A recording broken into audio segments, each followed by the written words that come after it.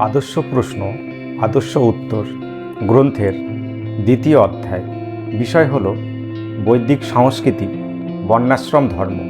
28শে ফেব্রুয়ারি 1972 সাল। বব, আমি ভক্তদের কাম সম্বন্ধে তাদের মনোভাবের কথা জিজ্ঞাসা করেছিলাম। তাদের মনোভাব আমি বুঝতে পারি, কিন্তু আমি সেইভাবে আচরণ করতে পারবো না।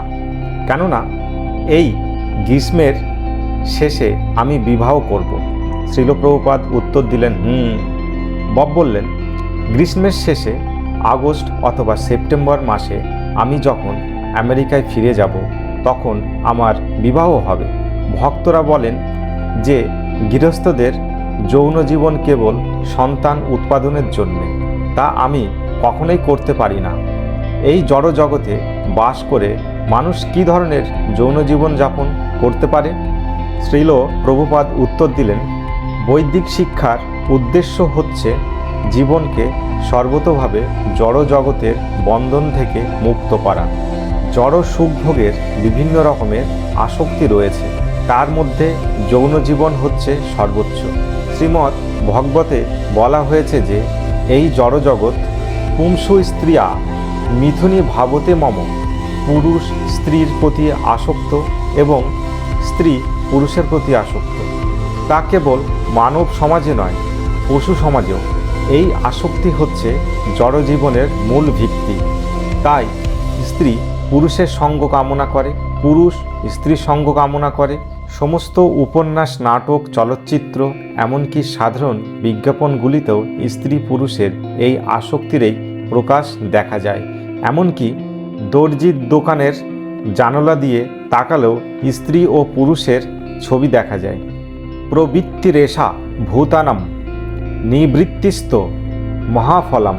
সুতরাং এই আসক্তি আগের থেকেই রয়েছে। বব প্রশ্ন করলেন, স্ত্রী আর পুরুষের মধ্যে আসক্তি? শ্রীল প্রভুপাদ উত্তর দিলেন, স্ত্রী এবং পুরুষ। তাই তুমি যদি এই জড়জগতের বন্ধন থেকে মুক্ত হতে চাও তাহলে সেই আসক্তিকে সম্পূর্ণভাবে নিঃশেষ করে দিতে হবে। তা না হলে আসক্তি বাড়তেই থাকবে। তোমাকে আবার জন্মগ্রহণ করতে হবে, তা সে মানুষ রূপেই হোক, দেবতা রূপেই হোক, অথবা পশু রূপেই হোক, অথবা সরীসৃপ রূপেই হোক, বা পাখি রূপেই হোক, তোমাকে আবার জন্মগ্রহণ করতে হবে। তাই আসক্তি বৃদ্ধি করা আমাদের কাজ নয়, যদিও তা হচ্ছে জীবের স্বাভাবিক প্রবৃত্তি।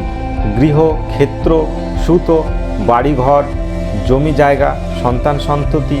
তবে তুমি যদি সেই আসক্তি হ্রাস করতে পারো এবং সম্পূর্ণরূপে এই আসক্তি থেকে মুক্ত হতে পারো, সেটিই হচ্ছে মঙ্গলজনক।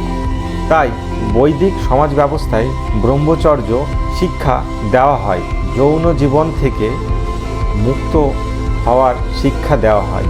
বৈদিক সিদ্ধান্ত হচ্ছে আসক্তি হ্রাস করা, আসক্তি বৃদ্ধি করা নয়। তাই এই ব্যবস্থাকে বলা হয় বর্ণাশ্রম ধর্ম। ভারতীয় ব্যবস্থায় 4টি বর্ণ এবং 4টি আশ্রম রয়েছে: ব্রহ্মচার্য, গার্হস্থ্য, বানপ্রস্থ এবং সন্ন্যাস। এগুলি হচ্ছে 4টি আশ্রম, এবং 4টি বর্ণ হচ্ছে ব্রাহ্মণ, ক্ষত্রিয়, বৈশ্য এবং শূদ্র। এই পন্থায় বিধিনিষেধগুলি এত সুনিশ্চিতভাবে প্রয়োগ করা হয়েছে যে কারো যদি জড়জীবন উপভোগ করার প্রবৃত্তি থাকেও তবুও চরম সে মুক্তি লাভ করে, ভগবানের কাছে ফিরে যেতে পারে। সেটি হচ্ছে পন্থা। সুতরাং যৌন জীবনের কোনো প্রয়োজন নেই। কিন্তু যেহেতু আমরা তার প্রতি আসক্তি, তাই কতগুলি বিধিনিষেধের মাধ্যমে অত্যন্ত নিয়ন্ত্রণভাবে তা যাপন করা যায়। শ্রীল প্রভুপাদ বললেন, শ্রীমদ্ ভগবতের 5ম স্কন্ধে 5 নম্বর অধ্যায় 8 নম্বর শ্লোকে বলা হয়েছে, হোমস্য স্ত্রিয়া মিথুনী ভাবতে মাম তয়োর্মিথ হৃদয়া গ্রন্থি মাহুঃ অত গৃহক্ষেত্র সুতাপ্ত বৈত্রঃ জনস্য মোহ হয়ম অহম মমতি। এই মিথুনী ভাব বা যৌন জীবন হচ্ছে সংসার জীবনের ভিত্তি। স্ত্রী এবং পুরুষের পরস্পরের প্রতি আসক্তি, আর তারা যখন যুক্ত হয়, স্ত্রী এবং পুরুষের যখন মিলন হয়, তখন সেই আসক্তি বৃদ্ধি পায় এবং এই বর্ধিত আসক্তির ফলে বাড়িঘর, জায়গা জমি, সন্তান সন্ততি, বন্ধুবান্ধব এবং ধনসম্পদ সংগ্রহের প্রেরণা জাগে। এইভাবে গৃহক্ষেত্র সুততা বৈত্রহ এই সবের মধ্যে যে আবদ্ধ হয়ে পড়ে, জনস্য মোহহয়ম, এটি হচ্ছে মোহ, এবং সেই মোহের আচ্ছন্ন হয়ে সে মনে করে অহম মমেতি, এই শরীরটি হচ্ছে আমি এবং এই শরীরের সম্পর্কিত যা কিছু তাই হচ্ছে আমার। বব প্রশ্ন করলেন, তার অর্থ কী? শ্রীল প্রভুপাদ উত্তর দিলেন, এই আসক্তি বর্ধিত হতে থাকে। এই জড়জাগতিক আসক্তির ফলে মানুষ মনে করে এই শরীরটি হচ্ছে আমি, এবং যেহেতু একটি বিশেষ স্থানে আমি এটি প্রাপ্ত হয়েছি, সেটি হচ্ছে আমার দেশ, তার ফলে মানুষ মনে করছে আমি আমেরিকান, আমি ভারতীয়, আমি জার্মান, আমি এটা, আমি সেটা। এই শরীর, এটি আমার দেশ এবং আমার সমাজের জন্যে আমি আমার সর্বস্ব উৎসর্গ করব। এইভাবে মোহ বৃদ্ধি পেতে থাকে। এই মোহর দ্বারা আচ্ছন্ন থেকে অবশেষে তার যখন মৃত্যু হয়, তখন সে আরেকটি শরীর প্রাপ্ত হয়। তার কর্ম অনুসারে তার পরবর্তী শরীরটি উৎকৃষ্ট অথবা নিকৃষ্ট হয়। সে যদি উৎকৃষ্ট শরীর প্রাপ্ত হয়, তখনও সেটিও এরকমের বন্ধন। এমনকি সে যদি স্বর্গেও যায়, তবুও তা বন্ধন। আর সে যদি একটি কুকুর অথবা একটি বিড়ালের শরীর প্রাপ্ত হয়, তাহলে তো তার জীবন সম্পূর্ণ ব্যর্থ হয়। অথবা একটি বৃক্ষ, তার পুরো সম্ভাবনা রয়েছে। আত্মা যে কিভাবে এক দেহ থেকে আরেক দেহে রূপান্তরিত হচ্ছে এবং সে যে কিভাবে বিভিন্ন দেহে আবদ্ধ হচ্ছে, সেই বিজ্ঞান এই জগতে জ্ঞাত নয়, সে বিজ্ঞান অজ্ঞাত। তাই অর্জুন যখন বলেছিল, আমি যদি আমার ভাইদের এবং আমার পিতামহকে হত্যা করি, তিনি কেবল দেহাত্ম বুদ্ধির ভিত্তিতে সেই বিষয়ে চিন্তা করেছিলেন। কিন্তু তার এই সমস্যা যখন সমাধান হলো না, তাকে তার গুরুরূপে বরণ করলেন। আর কৃষ্ণ তখন গুরুরূপে অর্জুনকে তিরস্কার করে বললেন, অসচ্চ ন্যায় অসচ্চস্তম প্রজ্ঞাবাদংশ্চ ভাষ্যসে গতাসু না গতাসুচংশ্চ নানু শচিন্ত পাণ্ডিত। তুমি পণ্ডিতের মতো কথা বলছো, কিন্তু তুমি অত্যন্ত মূর্খ, কেননা তুমি দেহকেন্দ্রিক জীবনের কথা বলছো। অতএব এই যৌন জীবনের ফলে দেহাত্ম বুদ্ধি বৃদ্ধি পায়। তাই এই প্রতিটি উদ্দেশ্য হচ্ছে তা সম্পূর্ণভাবে বিনষ্ট করা। বব প্রশ্ন করলেন, জীবনের প্রতি স্তরে ধীরে ধীরে তা কমানো? শ্রীল প্রভুপাদ বললেন, হ্যাঁ, তা কমানো। 25 বছর পর্যন্ত ছাত্রাবস্থায় থেকে কামভাব দমন করে শিক্ষালাভ করা হয়। এটি হচ্ছে ব্রহ্মচারী জীবন। কেউ কেউ নৈষ্ঠিক ব্রহ্মচারী জীবনযাপন করে, অর্থাৎ তারা আজীবন ব্রহ্মচারী থাকে। যেহেতু তারা সে সম্বন্ধে শিক্ষালাভ করে এবং পারমার্থিক তত্ত্ব সম্বন্ধে পরিপূর্ণরূপে অবগত হয়, তাই তারা বিবাহ করতে চায় না। সেটিও একটি বিধি। বিবাহ না করে যৌন জীবনে লিপ্ত হওয়া যায় না। তাই মনুষ্য সমাজে বিবাহ প্রয়োজন, পশু সমাজে সেই ব্যবস্থা প্রচলন নেই।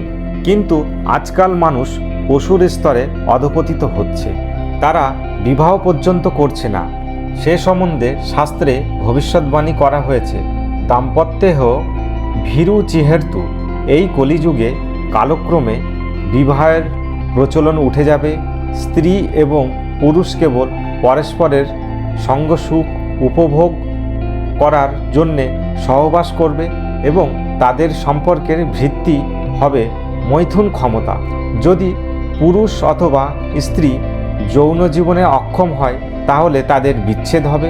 ফ্রয়েড আদি কত দার্শনিক সেই বিষয়ে এত গ্রন্থ রচনা করেছেন। কিন্তু বৈদিক সংস্কৃততে বলা হচ্ছে যৌন জীবনের একমাত্র উদ্দেশ্য হচ্ছে সন্তান উৎপাদন, তাছাড়া আর কিছুই নয়। যৌন জীবনের মনোবিজ্ঞান নিয়ে পড়াশোনা করার কোনো প্রয়োজন নেই, সে সম্বন্ধে তা স্বাভাবিক মনোবিজ্ঞানই রয়েছে। সেই সমস্ত দর্শন নিয়ে পড়াশোনা না করেই তো সকলেই যৌন জীবনের প্রতি আসক্ত। সে সম্বন্ধে তো স্কুলে এবং কলেজে শিক্ষা দিতে হয় না। সেটি কিভাবে করতে হয় তা তো সকলেই জানে। সেটি হচ্ছে স্বাভাবিক প্রবৃত্তি, কিন্তু কিভাবে তা বন্ধ করা যায় সে সম্বন্ধে শিক্ষা দিতে হয়। সেটি হচ্ছে যথার্থ শিক্ষা। বব বললেন, আজকাল আমেরিকায় এটা একটা মৌলিক ধারণা। শ্রীল প্রভুপাদ বললেন, আমেরিকায় এরকম অনেক কিছুই রয়েছে যা সংশোধন করা প্রয়োজন এবং এই কৃষ্ণ ভাবনামৃত আন্দোলন তা করবে। আমি যখন তোমাদের দেশে যাই তখন দেখি যে সেখানে ছেলেমেয়েরা বন্ধু বান্ধবী রূপে সহবাস করছে। তাই আমি আমার শিষ্যদের বলি, এভাবে তোমরা সহবাস করতে পারবে না, তোমাদের অবশ্যই বিবাহ করতে হবে। বব বললেন, অনেকে আবার বিবাহকে পবিত্র সংস্কার বলে মনে করে না, তাই তারা বিবাহ করতে চায় না। আর যদিও তারা বিবাহ করে, সামঞ্জস্য না হলে তারা অতি সহজেই বিবাহ বিচ্ছেদ করে। শ্রীল প্রভুপাদ বললেন, হ্যাঁ, সেরকমই হচ্ছে। বব বললেন, কিছু লোক মনে করে যে বিবাহ করার কোনো অর্থ নেই। শ্রীল প্রভুপাদ বললেন, না, তারা মনে করে যে বিবাহ হচ্ছে একটি আইনসম্মত বেশ্যাবৃত্তি। সেটি হচ্ছে তাদের ধারণা, কিন্তু সেটি বিবাহ নয়।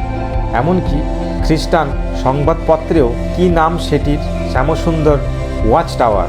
শ্রীল প্রভুপাদ বললেন, ওয়াচ টাওয়ার, তাতে দুজন পুরুষের মধ্যে বিবাহ দেওয়ার জন্যে একজন পাদ্রী সমালোচনা করা হয়েছে সমকাম। এই রকম অনেক কিছুই হচ্ছে। তারা বিবাহকে কেবল বেশ্যাবৃত্তি বলে মনে করে। তাই মানুষ মনে করছে এত পয়সা খরচ করে একটা বাঁধা ধরা বেশ্যা রেখে কী লাভ। শ্যামসুন্দর বললেন, আপনি এই প্রসঙ্গে গরু পোষা এবং বাজার থেকে দুধ কেনার দৃষ্টান্ত দিয়েছিলেন। শ্রীল প্রভুপাদ বললেন, হ্যাঁ, বাজারে যখন দুধ পাওয়া যায় তখন গরু পুষে লাভ কী? সকলেই হাসতে থাকে। পাশ্চাত্য দেশগুলির অবশ্য অত্যন্ত জঘন্য হয়ে উঠেছে, আমি তা প্রত্যক্ষ করছি। এখানে ভারতবর্ষেও তার প্রভাব পড়ছে।